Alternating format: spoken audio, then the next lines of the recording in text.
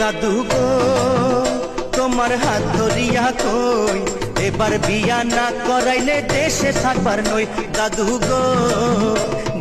গো তোমার হাত ধরিয়া কই এবার বিয়া না করাইলে দেশে থাকবার নই। দাদু গো